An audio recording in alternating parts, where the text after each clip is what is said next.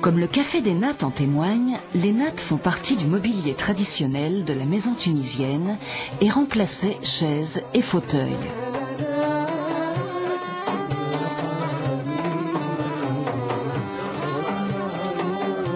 Étendues sur des banquettes de pierre, elles les modifient en canapés colorés.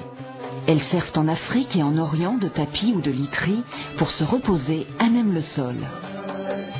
Il est donc tout naturel de trouver dans l'artisanat tunisien la confection de nattes. Il s'agit d'une pièce de tissu fait de brins végétaux entrelacés à plat, d'un travail plus ou moins fin suivant leur destination. Plus fines pour s'y reposer, les nattes deviennent plus rustiques et épaisses si elles sont destinées à recouvrir une partie du sol. Nattes de paille, de jonc, de roseau ou de raffia, elles sont soit naturelles, soit décorées, teintées ou peintes.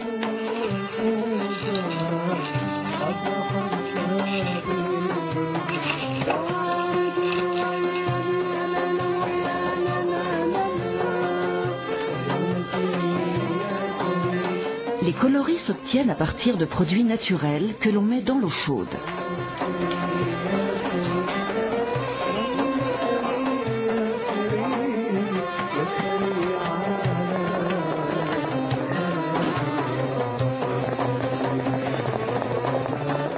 Les motifs reprennent souvent ceux traditionnels des tapis.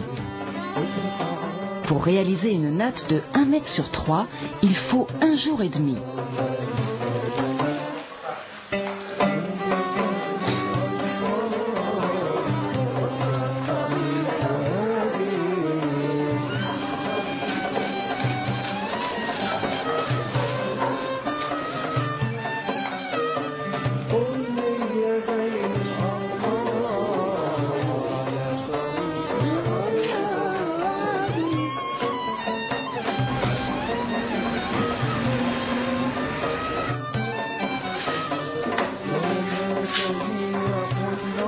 De plus en plus, les touristes en font acquisition et s'en servent de tapis de sol ou de plage.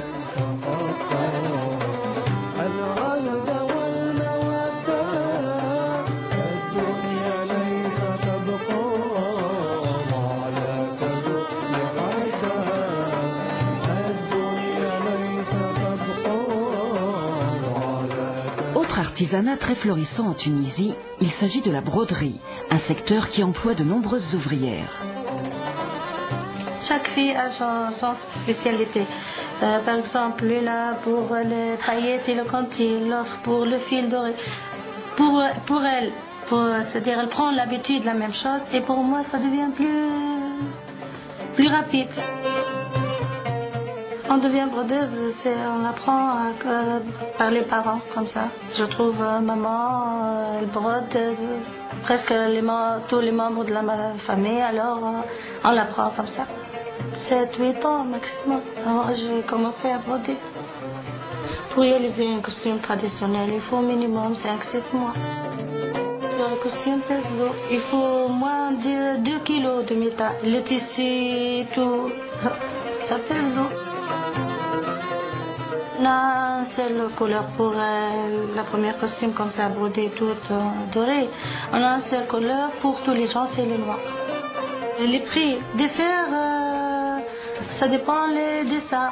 Il y a des dessins qui sont trop entassés, des dessins très jolis, beaucoup de dessins. Ça coûte cher. Minimum, le costume coûte 4 millions, 5 millions.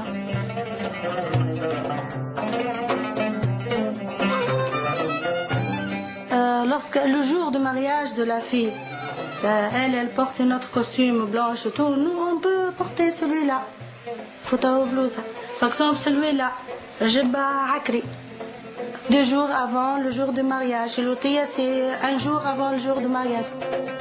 On doit porter le costume traditionnel. Tous les gens dans le mariage, tu le trouves dans la fête, tu le trouves avec le même costume.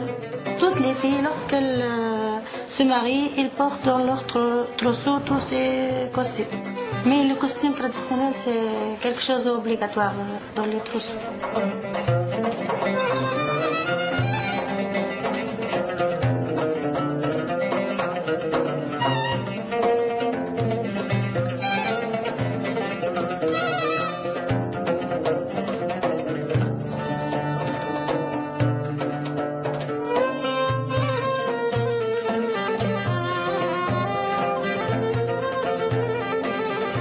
Si le savoir-faire essentiellement féminin de la broderie s'approche de celui des créateurs de mode, une autre branche de l'artisanat, la sculpture sur pierre, est un art nécessaire à la restauration des monuments historiques. À l'Office national de l'artisanat de Nabeul, un sculpteur nous livre ses secrets. Premier rang, on fait une trace, une ligne au milieu de 7 chapiteaux. Voilà, c'est comme ça. Après, un peu de l'eau, c'est comme ça, voilà, pour attirer le charbon. Après, je prends le maquette, je mets le maquette, le charbon,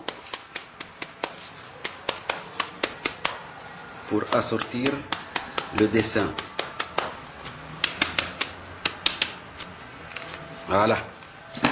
Et maintenant, je prends le birin pour assortir le dessin sur le chapiteau. C'est comme ça.